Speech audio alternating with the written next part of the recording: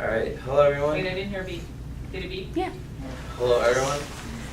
I'm Ilya Sichkart, and this is my presentation on genetic engineering. The topic that I'll be discussing today is about genetically modified trees. And my driving question is, are genetically modified trees, GMTs, safe environment to grow? What is a GMT? A genetically modified tree is basically a tree that is genetically altered with genes from other species of trees, created to help the tree itself to grow faster, yield better wood, clean more air, reverse deforestation while still satisfying demand for wood, resist insects, diseases, and pests, and most importantly, they will become more cost effective to farm, increasing wood productions. Going into my research in this topic, I had a positive view on GMTs because the website where I first learned about my information of GMTs claimed that scientists can genetically tweak and grow them in controlled settings for human uses. So I saw GMTs as a good benefit into our environment. Alright, so as I expanded my research, I learned that even though deploying genetically modified trees seems pretty legit, the technology itself was never without risks. Genetically modified trees were first introduced about 15 years ago. Back in 1999, scientists only predicted what a GMT could do. They never actually tested it.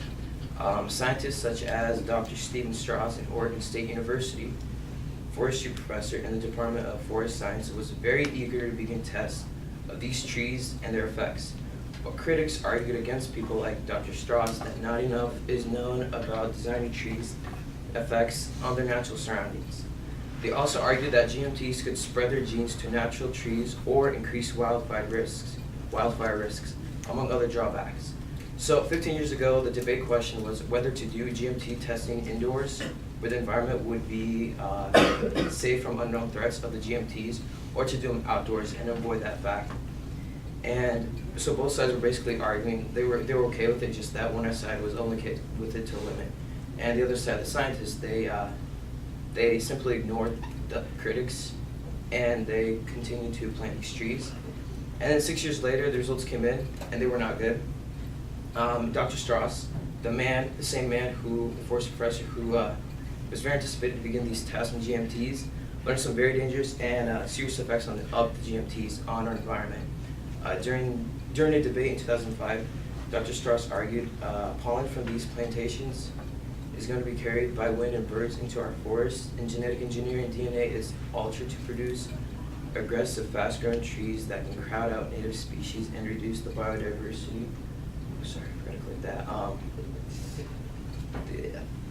The species reduce the biodiversity of our forests. Many of these trees' genes have been spliced to produce chemicals that act like pesticides. Anytime an insect or bird nibbles on the leaves of a tree modified in this way, it can be killed, disrupting the food chain. He also argued that once a genetically engineered tree species escapes, it cannot be recalled. Throughout my research, I kind of followed around Dr. Strauss in particular because when I started my research, my position was for the GMTs because I thought they were a good effect, and he was arguing to. And then when he made the statement that they're dangerous and they're not good into the environment, I started to research research the harms that they could do in our environment, and then I began understanding the serious threat that it really was into our environment. And from there, my position began to change, and I soon learned that GMTs, genes instability, plantation failure, poor wood quality, development of tolerance to modified trait by insects or disease organisms, and the escape of modified genes into natural ecosystems are potential risk factors to our environment. So there are two major and serious environmental effects of GMTs. The first is transgene instability. As Dr. Strauss argued, pollen from these plantations is going to be carried by wind and birds into our forests. GMTs are capable of cross-pollinating also with other trees of about 200 miles away. So potential for contamination of the GMTs on natural plants is estimated to be very high.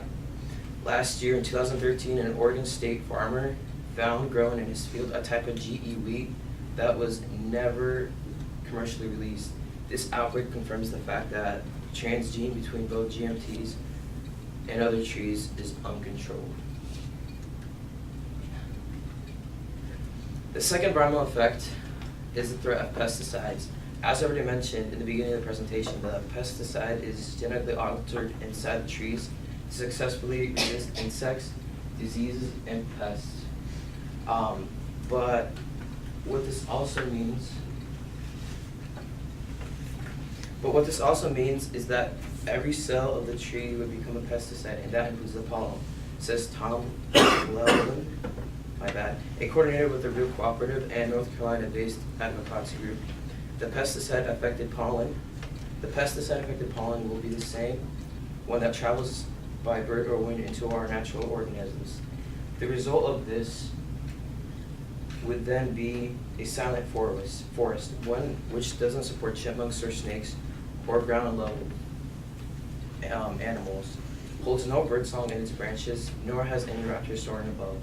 So as you can see, the pesticides within the genetics of the GMTs will target a very wide variety of bugs, insects, and even animals, disrupting our natural ecosystems and our food chain. After pollen from GMTs will be carried off somewhere far by either bird or wind, the pollen will interbreed with another organism that is most likely all natural. A GMT pollen is believed to be a bad threat to a natural environment. And here's what happened in the case of a farmer named Toivo Lottie. Toivo Lottie was a organic farmer who grew papaya orchards on the Big Island of Hawaii. And the following spring of 2004, Lottie's fruit tested positive for genetically modified seeds. He had no choice but to cut down all 170 of these trees. For now, they were all contaminated, ruining the entire papaya crop. And just as he had feared, as an Oregon farmer, he lost all his livestock and thousands of dollars in organic papaya sales. This again proves that GMTs cannot be controlled, let alone be recalled, and they will most likely ruin any organism the wind carries them into, as they're created to be aggressive. This is an economic effect because the GMTs will be interbreeding with organic crops that farmers grow for people like you and I to eat, and it will ruin these crops, killing the natural source of food. And then we would have to waste more money trying to find and buy food that is not contaminated, organic, and is still affordable. Alright, so next to a small village in Argentina lives a genetically engineered tree plantation. The GMTs of this plantation uses up all the precious water needed for other crops and livestock. A council member of this village in Argentina said in an interview, "Small streams are disappearing. The soil gets dry and hard. Even after it rains, the soil dries up quickly. Before, it used to retain the water for up to 10 to 20 days. Everyone in this village will be forced to leave their lands in search for livelihood elsewhere." Worldwide, more than 210 field trials of genetically modified trees are currently underway in 16 countries. Most of them are being done here in the United States. Also, in the United States, we use more paper per capita than any other high civilized nation. If we kind of connect the both here, we conclude that since our nation uses so much paper, and these trees are proven to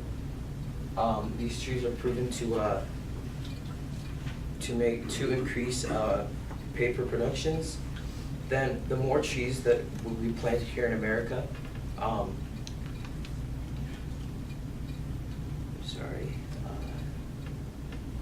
and since there will be more and more of these GMT plantations in our country, anyone who will be living near or around these GMT plantations might as well be affected the same as the Argentinian villagers were, forced to leave their homes because the trees will drink up all the water, and they will cross-pollinate with other natural organisms around. And this is a social effect because we will be forced to migrate elsewhere because these trees will actually be killing our homes and our environment that we live in. My position on this debate question has definitely changed from where it was in the beginning to where I stay now.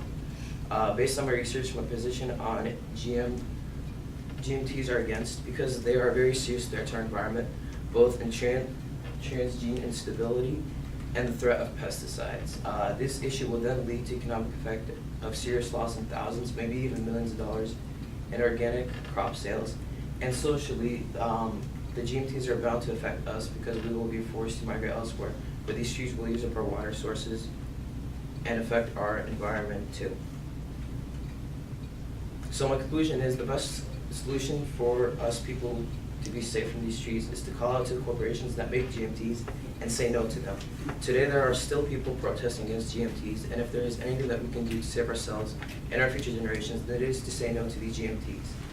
This technology has done more harm to our environment than it will benefit us. Agreeing to GMTs will only open another can of problems and issues to deal with. Genetic engineering has been proven to be good in other uses, but sadly in this case, it will only make things worse. These are my sources. I'm Ilya, and this was my presentation. Thank you all.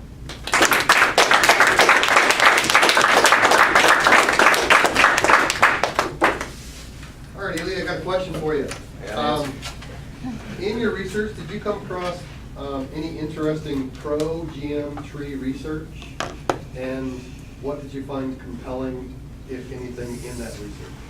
About the trees? About, yeah, on the positive side. These trees, I didn't mention here, but they won't be able to produce fruit. And a lot of animals and insects and bugs in an ecosystem really depend on trees. So if we're gonna be growing these trees and nothing to live off of it, everything around it will die. And I thought it was pretty crazy how they won't have any leaves either, because they just don't. They're made to just kill off anything that is gonna use it, and they're just made of the wood and the paper productions. And I thought that was pretty crazy. Because at first, when I entered this topic, I was like, wow, this is cool. And they were, the websites that I went to that had positive views on this, they were like, this is gonna reverse deforestation and all that. And then when I started going deeper into my research, they didn't really have anything to support that. It was more of the negatives. Okay. So I guess people are kind of blinded by the fact that it's bad. Like they first say all the good stuff and then they're like, oh, this is good. And when you actually do the research, you find out that it has more bad effects on environment especially than it does good. So are any of those listed up there? It was the debate one on Yeah. 2005. Okay. That one was one of the ones that kind of struck me because the doctor dude I was following around, and when he was for it, I was like, oh, this guy's gonna back me up on all my stuff. And then I did more research on his stuff, and then I came to 2005 where he was in the debate, and I was like, oh, he's probably gonna support it. And I see that he's on the side against, and he explains why. I was like, wow, that's crazy. Okay. So, yeah. All right, thank you. Excellent. Okay, so you talked a lot about environmental impact and a little bit about economic impact. So my question is, there's not really a right or wrong answer. Did you think at all about the political lens with this? And the last thing you said in your conclusion, which was lovely, was, so we need to talk to the big corporations and say, hey, knock it off. But clearly you communicated the environmental lens and the ethical, and the economic. What do you think, based on the research you did, about the political lens and where we will be, at least in our country, politically, what's going to have to happen? The USDA is the one that approves this or defines it. In 2008, they approved this one company named Monsanto. I don't know if you guys heard of it. They approved that company to use their pesticides in these GMTs. So I guess that it's the USDA that we're gonna have the United States Department of Agriculture. We're gonna have to convince them to not officially commercially release this, because right now they're still doing the testings, and right now they're trying to find trees that won't affect our environment as much. And while they're doing these tests, they're already affecting our environment, you know. So it's the USDA that we're gonna have to talk to and convince to not commercially release these trees. Excellent. Great. Thank you very much.